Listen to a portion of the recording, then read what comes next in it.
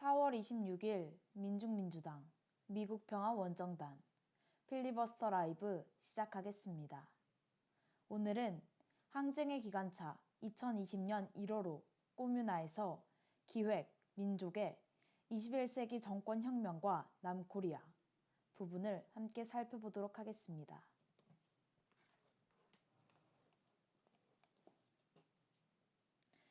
21세기 정권혁명과 남코리아 1871년 파리 꼬미는 노동자 민중 정권의 원형이 됐고 1917년 러시아 소비에트는 노동자 민중 정권의 첫 승리를 알렸다. 이후 민중 정권이 전 세계에 널리 퍼지게 됐다. 1930년대 만주에 구현된 인민혁명정부는 1945년 8월 15일 해방과 함께 북코리아의 인민민주주의 정권으로 구현됐다. 일제가 패방하며 남코리아에 세워지기 시작한 민중정권은 일제를 대신해 들어온 미군에 의해 좌절됐다. 그 뒤로 세기가 바뀌었건만 여전히 이 땅에는 자주와 민주화의 과제가 실현되지 못했고 통일도 이뤄지지 못했다.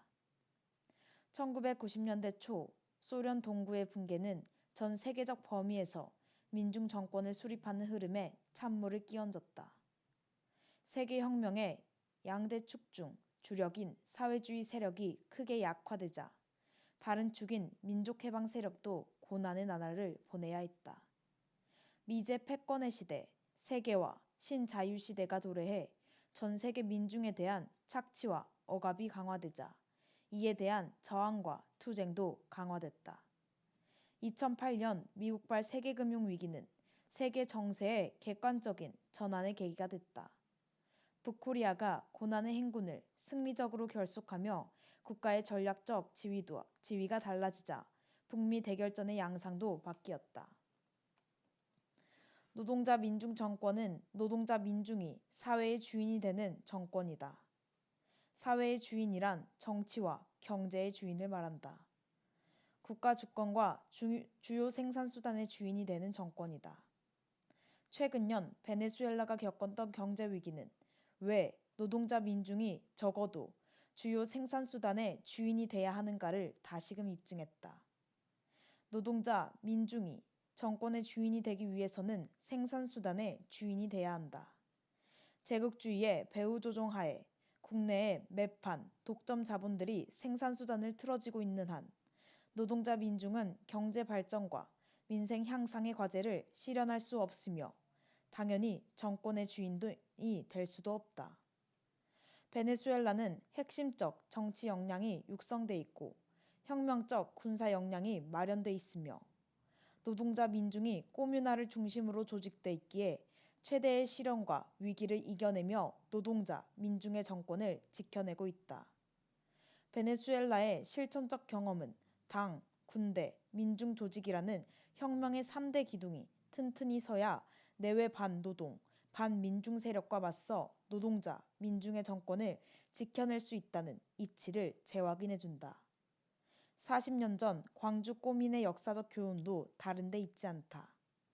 노동자 민중이 정권의 주인이 되기 위해서는 무엇보다도 노동자 민중의 정치 역량이 튼튼히 마련돼야 한다. 지금 남코리아는 21세기 정권혁명을 지향하고 있다.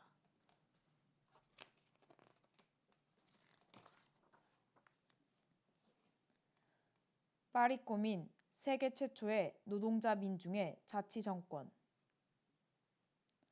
프랑스의 사회경제적 모순은 1870년 7월 프랑스 프로이센 전쟁에서의 패배로 더욱 격화됐다. 패전 소식에 9월 4일 파리 민중은 봉기를 일으켜 이 재정을 붕괴시키며 공화국을 선포했다. 프랑스 부르주아 세력은 민족방위정부를 조직했으나 1871년 1월 28일 프로이센과 굴욕적인 휴전조약을 맺으며 민중을 배신했다. 2월 17일 부르주아 세력은 띠에르를 중심으로 임시정부를 구성했다. 프랑스 민중은 띠에르 정부를 반대해 혁명투쟁을 전개했고 3월 18일 마침내 띠에르 정부를 전복했다. 파리의 주권은 노동자 민중의 군대이자 정치 조직인 국민근위대 중앙위원회에 의해 장악됐다. 3월 26일 선거가 진행됐고 전복 10일 만에 3월 28일 80여 명의 꼬민위원이 선출되며 사상 최초의 노동자 민중정권인 파리꼬민이 선포됐다.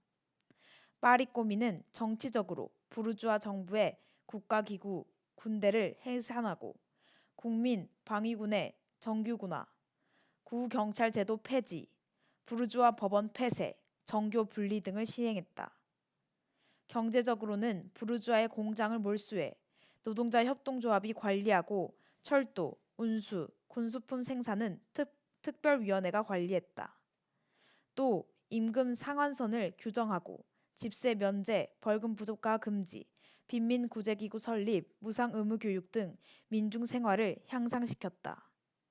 파리꼬민은 혁명적 당과 노농동맹의 부재에 따른 주체 역량상 한계와 반혁명 세력을 경멸하지 않고 부르주아 경제 지반 제거에 불철저했던 전략 전술적 오류 속에서 프로이센을 등에 업은 띠에의 반혁명 군대의 역습으로 72일 만에 그 존재를 마감했다.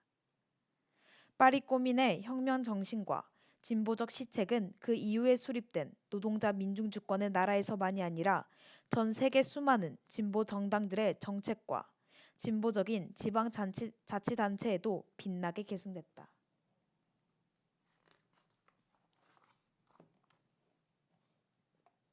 집강소, 세계 최초의 농민민중의 지방자치정권. 1884년 조선에서 개화파의 부르주아 변혁 시도인 갑신정변이 실패했다. 10년 후 1894년 자본주의 열강의 침략 책동과 봉건 통치자배들의 학정에 시달리던 농민, 민중은 무장을 들고 떨쳐나섰다. 전라도를 중심으로 봉기한 이들은 1894년 4월 전주성을 점령했다. 타격을 받은 봉건 통치 세력은 외세를 끌어들일 시간을 벌 목적으로 화의를 제기한다. 전봉준을 비롯한 혁명군 지도자들은 외세의 무력 개입 빌미를 차단하고 역량 보전을 타산하며 화의에 응한다. 이 화의 시기 농민군은 지방의 봉건 통치 기능이 마비된 유리한 상황에서 지방 관청과는 별도의 집강소를 설치하고 12개조 패정개혁안 집행에 착수했다.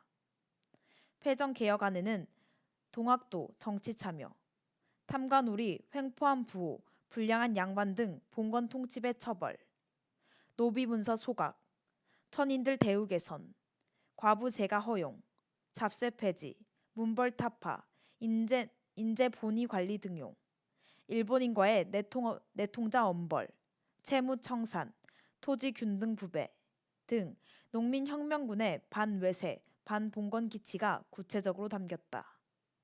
전라도 53개 읍에 집강소가 설치됐으며 전주 대도소에서 이들의 사업을 지도했다. 집강소는 책임자의 직강, 사회 질서 유지 담당의 성찰, 교육 담당의 동몽, 서기 전반 내부 사업 담당의 서기, 재정 문제 관련 사업 담당에는 집사가 임명돼 사업했다. 전봉준, 김계남은 각각 전라 우도, 좌도의 집강소들의 사업을 지도했다. 집강소는 최초의 농민 민중의 지방자치정권이었다. 김용옥 한신대 석좌소 교수는 집강소 설치는 우리나라 역사에서 최초의 민주주의 정부 탄생이며 민중 스스로 역사의 주체가 돼 다스릴 수 있다는 가능성을 보였다며 파리 꼬민에 비하면 훨씬 더 철학적이며 조직적이며 질서 있고 구원한 영향을 끼쳤다고 높이 평가했다.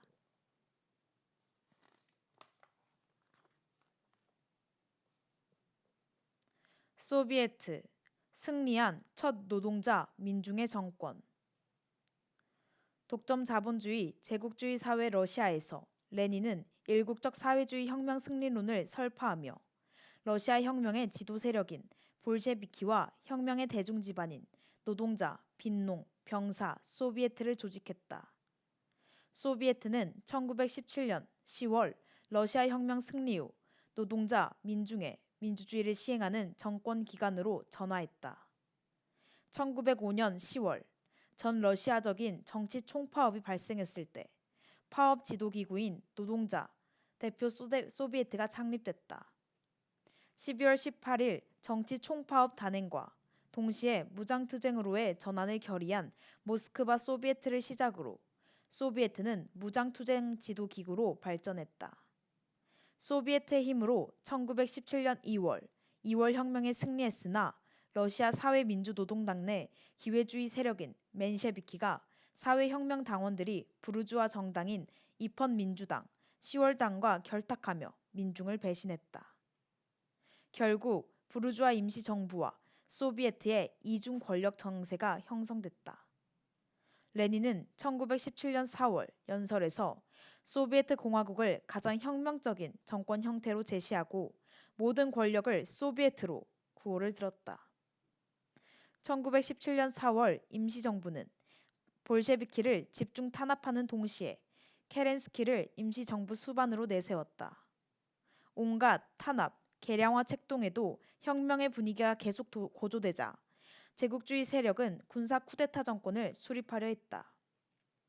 레닌의 지도를 받은 소비에트는 임시정부 반대와 소비에트 정권 수립을 위한 투쟁 기관으로 발전했다. 1917년 10월 임시정부의 공격에 반격하며 혁명 군대는 빠르게 도시의 주요 거점을 장악했고 마침내 10월 25일 아침에는 임시정부가 붕괴됐다. 군사혁명위원회는 국가주권이 빼제르부르크 노동자, 병사대 의원 소비에트 군사혁명위원회에 있음을 선포하고 평화에 관한 법령, 토지에 관한 법령을 채택했다. 소비에트 정권은 정치적으로 인민위원회를 설립, 군대 통수권을 장악하고 노농, 붉은 군대 창설법령 등을 채택해 정권을 공고화했다.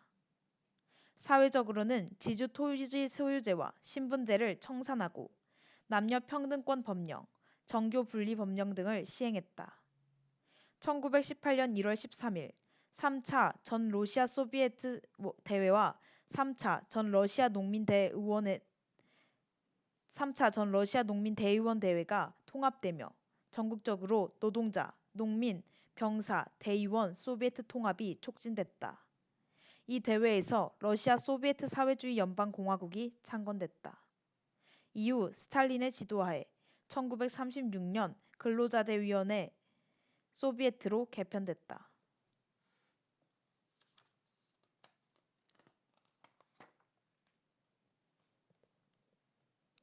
인민혁명정부, 광범한 반일 역량에 의거한 노동자, 민중정권. 북에서는 항일 시기 두만간 연안 유격 근거지에 수립된 인민혁명정부를 김일성 주석이 제시한 세형의 노동계급의 혁명정권이라고 평가한다. 일제치하의 조선을 식민지 반봉건 사회로 규정하고 조선혁명을 반제, 반봉건 민주주의 혁명으로 명시한 김일성 주석은 혁명의 성격, 임무, 계급관계를 고려해 부르주아 혁명정부 노선이나 소비에트 정부 노선이 아닌 인민혁명정부 노선을 제시했다. 1932년 5월 출연한 인민혁명정부 노선은 노동계급을 중심으로 한 노농동맹에 기초하며 광범한 반일 역량의 통일전선에 의거했다. 인민혁명정부는 정강에서 일제 등 모든 제국주의에 반대, 혁명정부 공민의 정치적 자유 보장, 민족 반역자 청산, 일제 매국 세력 재산 몰수, 가렴 잡세 폐지, 언론, 출판, 집회, 결사의 자유 보장, 8시간 노동제, 최저임금 실시, 2월 8일 소작제 28 소작제 실시, 소수 민족 자결권 확립 등 반제 반봉건 민주주의 혁명 과업을 제시했다. 인민혁명정부에는 혁명조직구정부, 촌정부, 토지부, 군사부, 경제부, 식량부, 교양부, 통신부, 의료부 등의 집행부서들을 뒀다. 인민혁명정부의 기구 조직 체계는 민주주의, 중앙집권제 원칙에 의해 운영됐다. 인민혁명정부는 토지개혁 등 경제개혁을 실시했으며 전반적인 무상의무 교육, 무상치료제를 실시했다. 반일인민 유격대를 상비군으로 하는 유격구 방위체계가 세워졌다. 반일인민 유격대와 유격구 민중은 1933년 11월부터 1934년 2월 소왕청 유격구 방어 전투에서 5천여 명에 달하는 일제 토벌군을 격파하며 승리했다. 인민혁명정부 노선은 1945년 해방 후 북의 인민위원회 노선으로 계승 발전됐다. 네, 여기까지가 오늘 4월 26일 항쟁의 기관차 꼬뮤나에서 기획민족의 부분 함께 살펴봤습니다. 세계적으로 어떠한 민중 정권이 존재했는지를 함께 살펴보고 있습니다. 파리 꼬민부터 시작해서 우리 한반도에 있었던 집강소, 그리고 처음으로 승리한 인민정부, 인민혁명정부, 민중의 정권이었던 소비에트, 그리고 인민혁명정부까지 총 4개의 민중정권을 살펴보고 있습니다. 결국은 민중이 역사의 주체인 우리의 시대에서 민중이 주인되는 정권이 수립되는 것은 필연일 것입니다. 지금까지 수립되고 하지만 또다시 깨졌었던 제국주의의 압살 정책에 의해서 깨진 모든 민중 정권을 다시금 돌아보며 우리는 어떠한 정권을 수립해야 하는지를 생각하고 그렇게 나아가야 할 때입니다. 내일은 건국준비위원회, 북조선 임시인민위원회, 세큐리테 소시알, 광주꼬민, 꼬뮤나, 민중민주정권 등의 민중정권의 형태 그리고 역사를 함께 살펴보도록 하겠습니다. 이상으로 4월 26일 민중민주당 미국평화원정단 필리버스터 라이브 마치겠습니다.